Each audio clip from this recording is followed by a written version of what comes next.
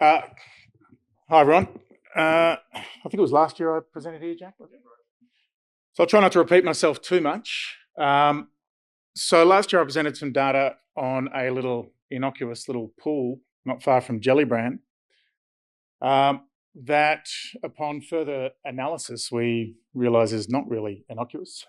It's got around about a nearly a 60,000 year record of how countries evolve through time on Gadubanud Country. So it's pretty unique in having such a window through time anywhere on this continent. It's a very dry place generally, but particularly for this region. So I thought I'd just unpack some of those things, but a very simplified way. I'm happy to, I got the latest dates on this, I think, last week. That's why it's gone back another 7,000 years. Maybe if I come back next year, it'll, who knows.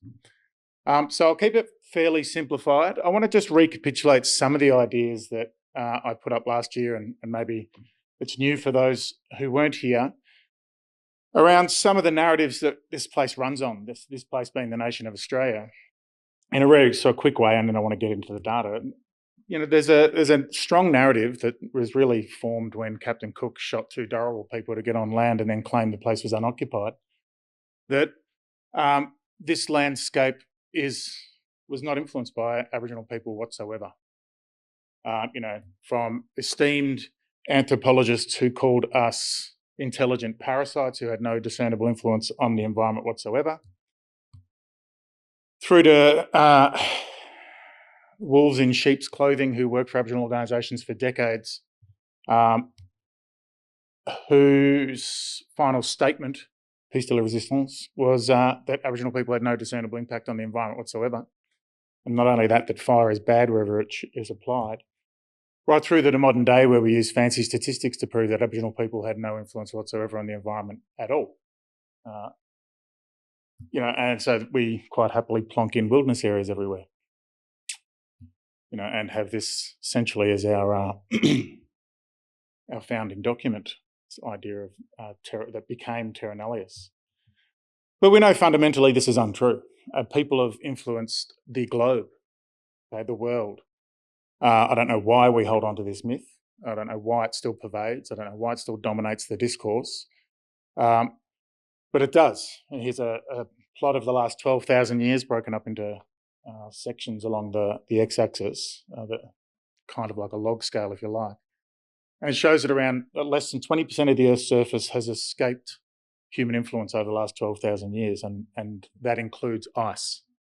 So we are in a profoundly humanised world. Yet we seem to have conflated modernity, post-industrial revolution, humanity, or actions, the dominant actions of people in the post-industrial period, and the destruction that it's wrought across the earth as synonymous with human activity. We know that people have been here a long time, okay? 65,000 year dates in the far northwest. By around 50 to 40,000 years ago, the entire continent and its large offshore island, Tasmania, were occupied. Well, it's a peninsula, I guess, during low sea level. And you can sort of see this down here, close to here. I think Lake Tyrrell has the oldest date within the Broad region, up near Garroward, of around 44,000 years. I'm avoiding the module site for the moment until that gets nailed down. Closer to here at Budge Bim, you have 34,000 years. So people are in around 40,000 years ago, doing what it is that people do, which is seek to create safe, productive, and safe, predictable, and resource-rich environments. Humans, we arrived through a fairly cold period. This is the last 60,000 years of a representation of global climate, if you like, of temperature. We arrived through what's considered a glacial stage. I think I can do this, yeah. We have, quite cool conditions here. Then we plunge at around 26,000 years ago into an ice age, and then race back out of that. Now, I too, Jack, have borrowed from the Northern Hemisphere.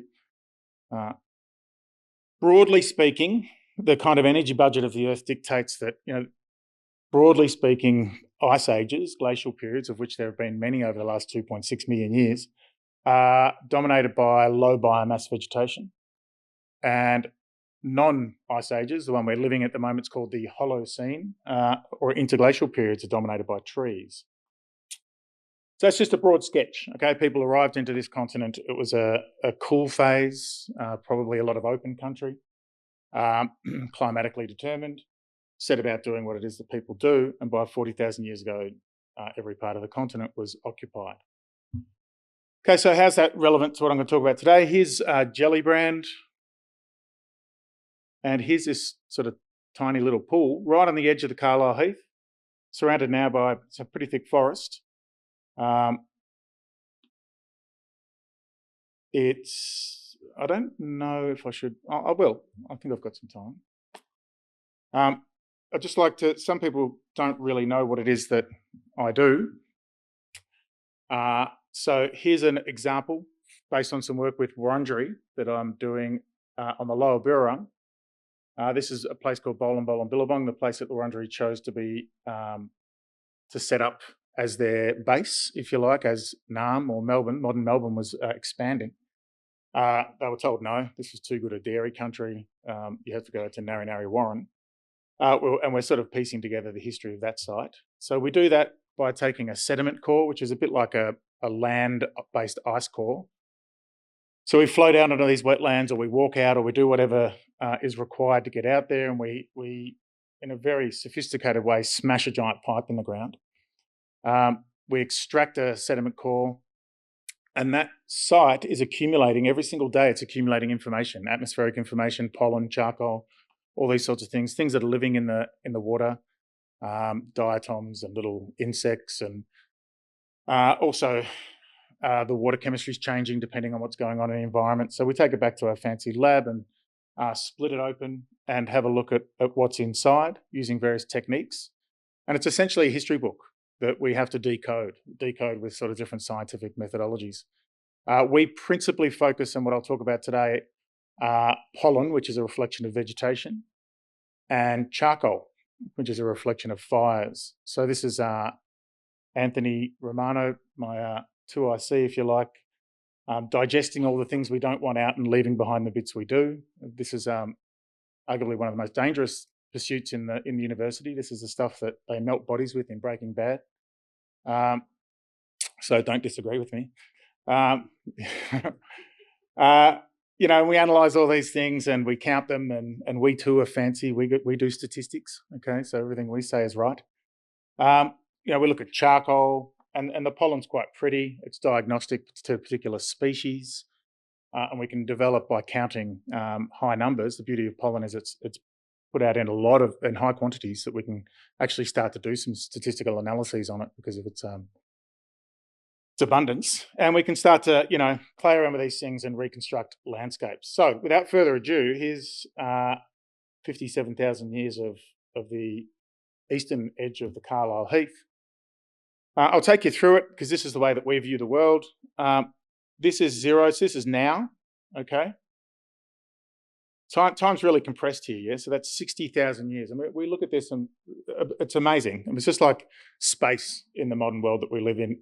I went through 3 different Aboriginal communities' lands to get here today, within the space of a couple of hours, and over vast areas of diversity, both culturally and ecologically.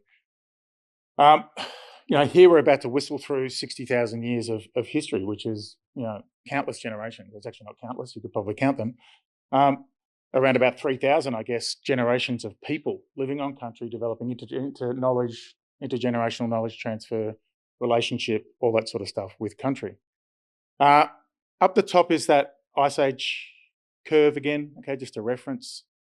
Really interesting here is that initially, okay, so the shading here is this sort of Lake Tyrrell to Budj Bim kind of phase, if you like, and this is absence of evidence isn't evidence of absence. People may well have been here longer, who knows, okay? This is just the data that's been found, okay? So sometime, as we know today, between 44,000 years ago and 34,000 years ago, people were coming into the area, at least between them.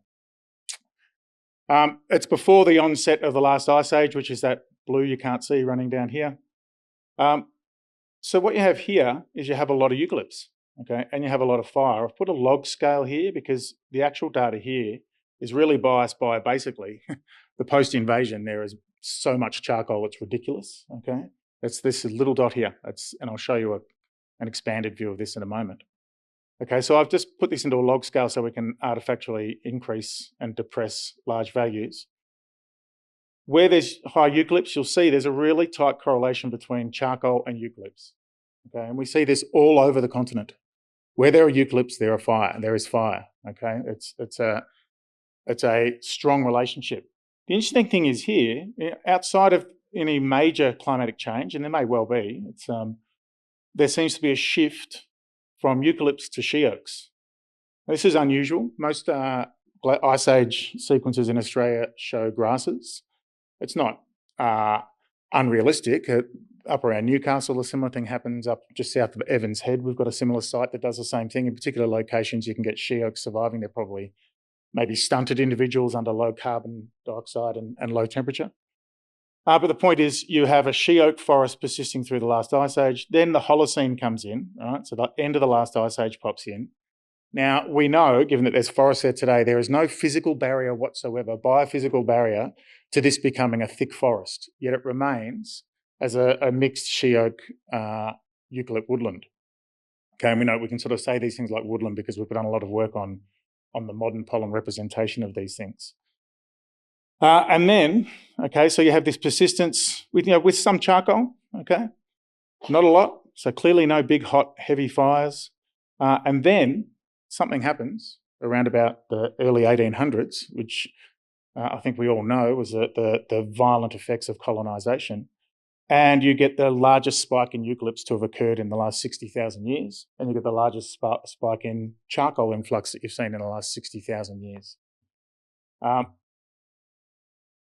So this is interesting. Now we sort of say, if we compare that to what happens all over the continent, very quickly, you can see that all up and down the east coast of Australia, and to the right of the graph, those hatched areas are tree cover prior to human arrival, okay, over what is present during the Holocene or during the human-occupied interglacial. So before people, there was this much more forest when forests could be dominant.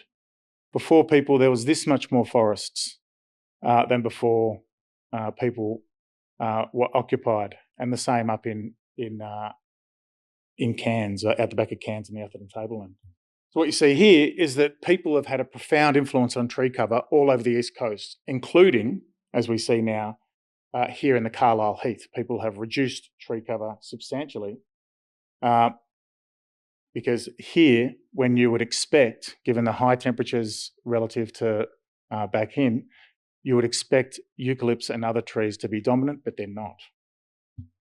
Okay, so what happens when you take people off? Well, that dashed line across there is the maximum values for those that data prior to people arriving. And you can see here that eucalypts hit, a good 10 or 15% higher than they have ever been, and charcoal is inordinately higher, okay, 3 times higher than it had been. So I asked Chatty G on the way here to draw me a little sketchomatic, and this is what it came up with, which is fairly accurate, I think. In the pre-human, you had lots of forests, eucalypt forest, lots of fire. You move then in after occupation into a she oak woodland with very little fire. Then the Holocene came along, more biomass potential, higher energy in the system. You still maintained, and I didn't plot grasses here, and I should have. Grasses are the highest at any point through here, which is really strange given it's usually during the Ice Age. Okay? Yeah, Aloe-eucalyptus. Yeah. And then you remove Gadubanud people, you remove traditional management, and we see this all over the east coast of Australia. And you open Pandora's box, okay? You let the cat out of the bag, literally, and the place is now a tinderbox, okay? And we're seeing the effects of that now. You're seeing this spill over everywhere. And as I said, we see this all up and down the the East Coast, all these orange stars, and we'll have to add this one in now, all the way from sort of Bundjalung Country right now down to here, you see eucalypts, this is this green line, explode following the British invasion all over in all of these forest systems. And every time a new data set comes online, it's completely consistent. Okay? It's a real phenomenon. We now are living in a dangerous world because we have pulled Aboriginal people off the land, and we're dealing with the consequences in potoroos and cats and foxes and ground parrots. Thank you.